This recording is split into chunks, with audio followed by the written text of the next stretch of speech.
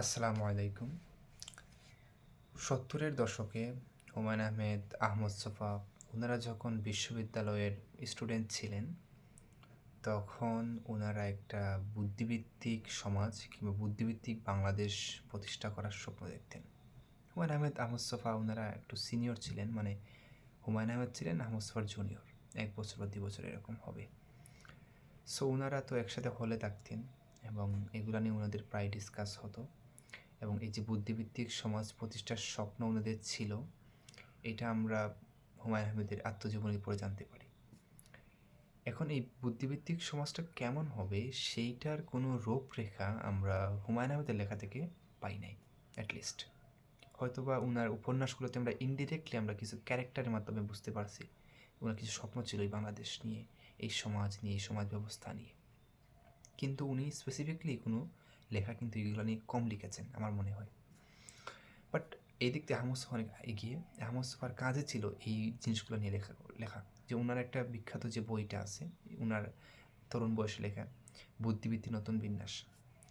তো ওইটাতে আমরা কিছু একটা আঁচ পেয়ে যাই যে উনি বুদ্ধিবৃত্তিক সমাজ বলতে কী বুঝিয়েছিলেন এবং বুদ্ধিবৃত্তিক যে বিপ্লবটা বা বাংলাদেশের বুদ্ধিবৃত্তিক কাঠামোটা কীভাবে হবে বা উনি কী স্বপ্ন দেখেন এই পুরো ব্যাপারটা নিয়ে, এইটার একটা আমরা আইডিয়া কিন্তু খুবই ভালোভাবে পেয়ে যাই আহমদ ছফার ওই বইটাতে।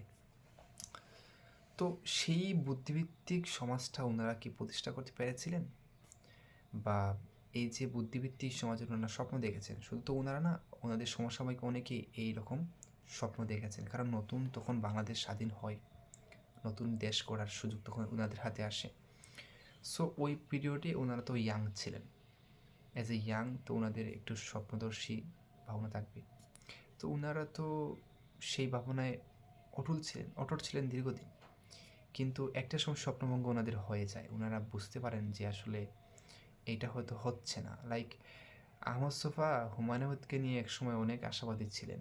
একসময় আহমদ ছফা হুমায়ূন আহমেদকে নিয়েও মানে হতাশাজনক এই যে মেসেজও উনি প্রকাশ করেছেন।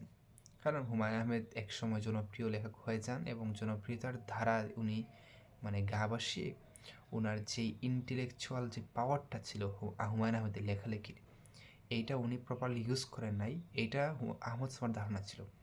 আহমদ ছফার ধারণা ছিল, এটা ধারণা না, আহমদ ছফা এটা বিশ্বাস করতেন যে হুমায়ূন আহমেদের যে পটেনশিয়ালটা ছিল লেখালেখির, এইটা উনি আপনার যে উনার মানে জনপ্রিয় উপন্যাসের ধারায় উনি চলে গিয়ে উনার যে আসল যেই পাওয়ারটা ছিল উনার ওইটুকু মানে প্রপারলি ইউজ করে নাই। ফলে দেশবাসী উনার থেকে যতটুকু পাওয়ার কথা ছিল ওইটুকু পান নাই।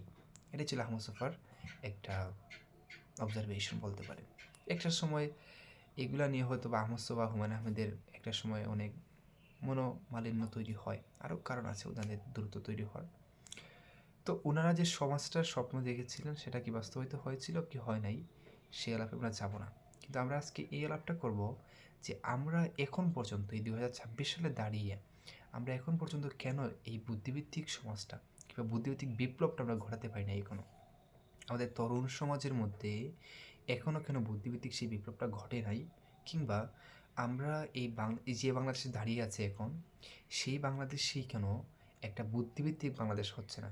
আমাদের চারপাশে যে আমরা সমাজটা দেখতেছি সেটা কেন বুদ্ধিবৃত্তিক সমাজ হচ্ছে না।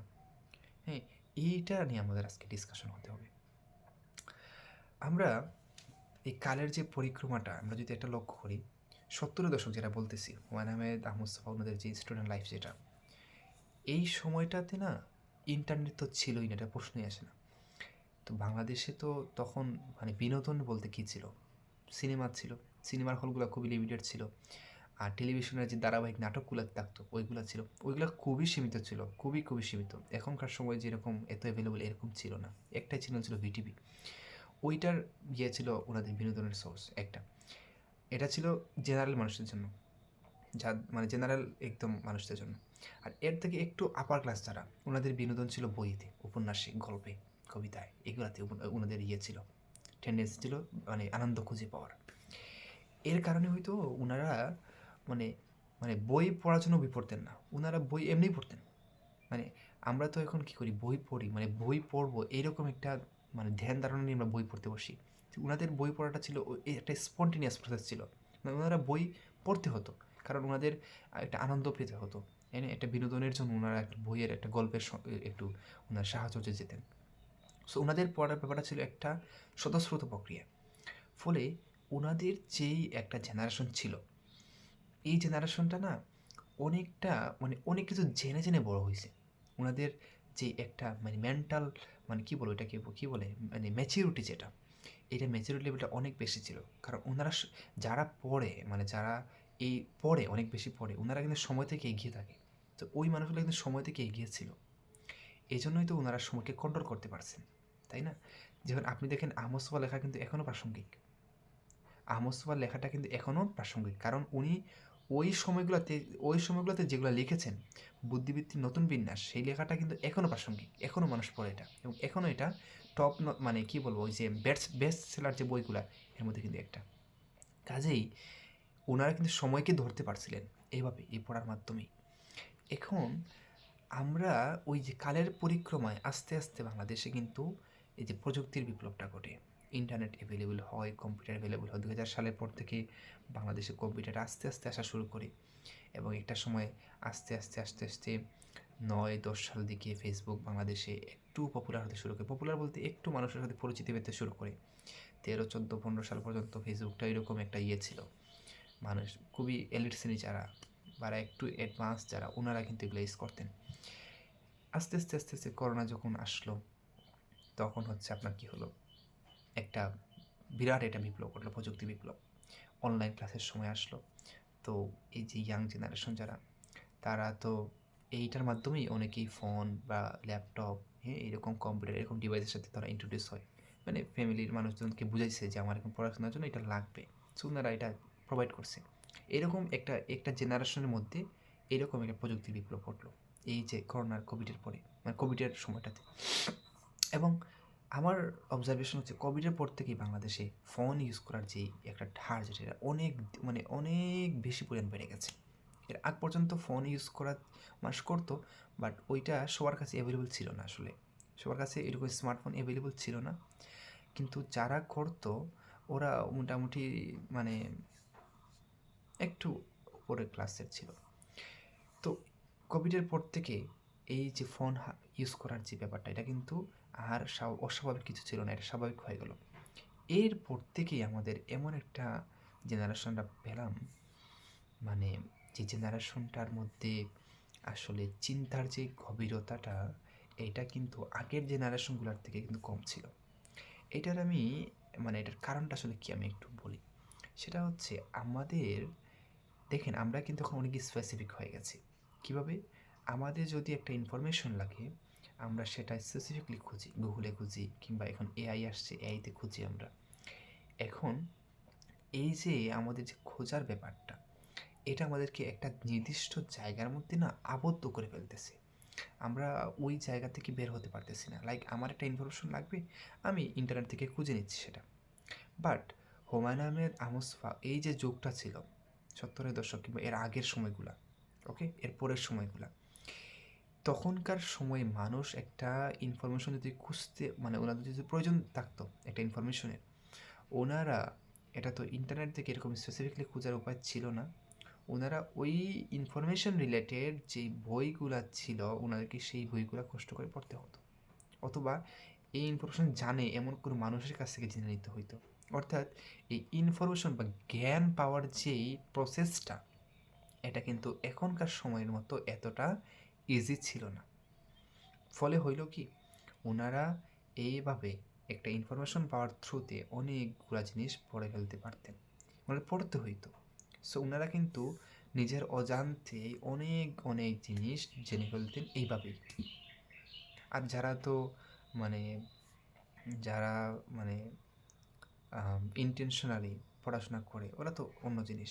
কিন্তু যারা এইরকম মানে পড়তে না চেয়েও পড়া লাগতো, এই যে একটা ব্যাপার ছিল, এটার মাধ্যমে কিন্তু ওই সময়কার মানুষরা অনেক বেশি মানে বুদ্ধিবৃত্তিকভাবে পরিপক্কতা লাভ করতে পারতেন। আমাদের ক্ষেত্রে এই সুযোগটা নষ্ট হয়ে গেছে, কারণ আমাদের ইনফরমেশন আমাদের হাতে এতটাই হাতের নাগালে যে আমরা হাত বাড়ালেই পেয়ে যাচ্ছি, আমাদের আর খোঁজা লাগতেছে না, বই কাটারে করা লাগতেছে না। এটা আমাদের একাডেমিক পড়াশোনার ক্ষেত্রেও প্রযোজ্য। আমরা যখন আমরা বিশ্ববিদ্যালয়ে যখন পড়াশোনা করি, যখন নোট টুট করি আমরা, তখন আমাদের কিছু দরকার হলে আমরা তো আর বই খুঁজি না খুব একটা, আমরা ইন্টারনেট থেকে সেটা ইয়েটা পেয়ে যাই এবং খুবই কনভিনিয়েন্ট সোর্স থেকেই কিন্তু পেয়ে যাই। ফলে আমাদের যে ঘাটাঘাটি করার ব্যাপারটা, রিসার্চ করার ব্যাপারটা, এটা কিন্তু কমে আসছে। এই কারণে আমাদের ওই যে একটা একটা মানে বুদ্ধিভিত্তিক যে একটা মনস্তত্ত্ব তৈরি হওয়া, এই ব্যাপারটাই তৈরি হয় নাই আমাদের এখনও। কারণ আমাদের যে জেনারেশনটা, এটার যে পড়াশোনার ডেন্সিটি এটা অনেক কম, অনেক কম। সো আমাদের পড়াশোনার ডেন্সিটি নাই, প্রথম কথা।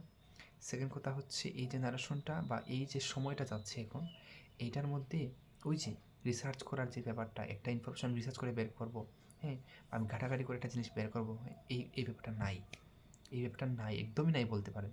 এখন ব্যতিক্রম থাকতেই পারে। এখন আপনি 1000 জনের মধ্যে যদি 2-5 জন এরকম পান, আপনি ওইটাকে আপনি এক্সাম্পল হিসেবে ধরতে পারেন না। আমার জেনারেল ট্রেন্ড যেটা, এটা আমি এখন বললাম জিনিসটা। সো এই হচ্ছে একটা ব্যাকগ্রাউন্ডের একটা ছোট্ট একটা কারণ, বাট খুবই প্রভাবশালী একটা কারণ যে আমরা কেন এখন একটা বুদ্ধিবৃত্তিক সমাজে যেতে পারতেছি না। কারণ আমাদের যে বুদ্ধিবৃত্তিক ফ্রেমওয়ার্কটা, আমাদের যে বুদ্ধিবৃত্তিক মনস্তত্ত্ব যেটা তৈরি হওয়ার কথা, যেই উপায়ে তৈরি হওয়ার কথাটা, ওইটা থেকে আমরা অনেক দূরে চলে আসছি। আমরা এখন এতটা ডিজিটালাইজড হয়েছি যে আমরা এখন একটা ইনফরমেশন লাগলে আমরা শুধু ওইটাই খুঁজি, ওইটাই খুঁজি শুধু। এই জন্য আমাদের যে জ্ঞান, আমাদের যে ধারণা, এটা একটা জায়গায় আবদ্ধ হয়ে গেছে এখন পর্যন্ত। বোঝা গেল জিনিসটা? সো এই হচ্ছে আমাদের ব্যাকগ্রাউন্ডের কারণ। আমরা যদি এখান থেকে বের হয়ে আসতে পারি, অর্থাৎ ডিজিটাল যুগের থেকেও যদি আমরা এইরকম ব্যাপারে যদি আমরা অ্যানালগ লাইফস্টাইল কাটাতে পারি, তাহলে আমার মনে হয় আমাদের সেই বিপ্লবটা ঘটানো খুব অস্বাভাবিক কোনো কাজ হয়ে দাঁড়াবে না। মানে আমরা ডিজিটালি বাস করব, ডিজিটাল টুল দিয়েই আমাদের জীবনযাপন চালাবো, কিন্তু এইরকম যে ব্যাপারগুলা, যেগুলা ডিজিটাল টুল দিয়ে রিপ্লেস করা যায় না, লাইক বই পড়া, তারপরে এই জিনিসগুলো নিয়ে ঘাটাঘাটি করা, ইন্টেলেকচুয়াল এনভায়রনমেন্ট নিয়ে আমাদের সবসময় পড়ে থাকাটা, এইগুলা রিপ্লেসমেন্ট কিন্তু কোনো সময় ডিজিটাল দিয়ে হবে না। সো আমরা ডিজিটাল যুগের থেকেও যদি অ্যানালগ লাইফস্টাইলটাকে এই সকল ক্ষেত্রে আমরা অ্যাপ্লাই করতে পারি, তাহলে এটা খুব সহজেই বাস্তবায়ন করা সম্ভব বলে আমি বিশ্বাস করি। তো আমরা এখন পর্যন্ত কিন্তু তরুণ ইন্টেলেকচুয়াল ওইরকম পাইনি বাংলাদেশে। যারা এখন বর্তমানে আছেন, আমি নাই বলতেছি না, যারা আছেন ওনারা কিন্তু সাধারণ মানুষের জন্য ইন্টেলেকচুয়াল না। ওনারা সবাই প্রত্যেকেই কোনো না কোনো একটা পলিটিক্যাল প্রপাগান্ডা, পলিটিক্যাল একটা কী বলে, পলিটিক্যাল পারপাস নিয়ে ওনারা আগাচ্ছেন। ওনারা প্রত্যেকেই একটা পলিটিক্যাল একটা পারপাস নিয়েই ওনাদের যে অ্যাক্টিভিজম সেটা চালাচ্ছেন। কাজেই গণবুদ্ধিজীবী যেটাকে বলা হয়, আমরা যেটাকে আহমদ সোফাকে পেয়েছিলাম, এইরকম মানুষ আমরা এখন পর্যন্ত পাইনি। আহমদ সোফার মৃত্যুর পর থেকে এখন পর্যন্ত আমরা আহমদ সোফার মতো একজন গণবুদ্ধিজীবী পাই নাই। এটার কারণ হচ্ছে এইরকম। কাজেই আমি এটাকে শুধু দায়ী করব না, এটাকে দায়ী করলে আবার একটা ভুল হবে। আমরা বলতেছি আমরা এখন পর্যন্ত আহমদ সোফার মতো একজন গণবুদ্ধিজীবী পাই নাই। তার কারণ হচ্ছে আমরা সবাই এখন কোনো না কোনোভাবে পলিটিক্যালি বায়াসড, এবং আমরা আমাদের এই যে ব্যাপারগুলা, আমাদের পড়াশোনা, আমাদের এই যে সত্যকে সত্য বলে যে প্রকাশ করার যে ব্যাপারটা, এগুলো অনেকটাই কমে আসছে এখন এই সমাজে। কাজেই এই ব্যাপারটাকে যদি আমরা একটু মিনিমাইজেশন আনতে পারি, তাহলে আমার মনে হয় আমরা সেই সোনালী যুগে যেতে পারবো। আমরা যদি একটু পিছনে ফিরে তাকাই, 60-এর দশকটা ছিল বাংলাদেশের সাহিত্যের জন্য, সাহিত্যের একটা বিপ্লব অনেকে বলে থাকেন সাহিত্য বিশ্লেষকরা, যে সাহিত্যের জন্য একটা কী ছিল, স্বর্ণযুগ ছিল। তখন অনেক বিখ্যাত বিখ্যাত সাহিত্যিকরা আমরা এখন চিনি যারা, ওনাদের প্রাইম সময় তখনই ছিল, ওনারা অনেকেই তখন রাইজ করছেন। কাজে ওই সময় এরপরের সময়গুলো আমরা যদি এখনও নিজেদের মধ্যে করে পেতে চাই, বা ওই সময়গুলোর যে আবেদন ছিল যেগুলো ওনারা বাস্তবায়ন করতে পারেন নাই, সেগুলো যদি আমরা বাস্তবায়ন করতে চাই, আমাদেরকে ওই সময়ের যেই একটা স্ট্যান্ডার্ড যেটা, ওই সময়ের যে লাইফস্টাইল যেটা, ওই দিকে আমাদেরকে কিছুটা যেতে হবে। আদারওয়াইজ এটা পসিবল না। এবং ওইটা পারলে আমাদের বাংলাদেশটা অনেকটা চেঞ্জ হবে বলে আমি বিশ্বাস করি ইনশাল্লাহ। ধন্যবাদ সবাইকে এটুকু শোনার জন্য। আসসালামু আলাইকুম।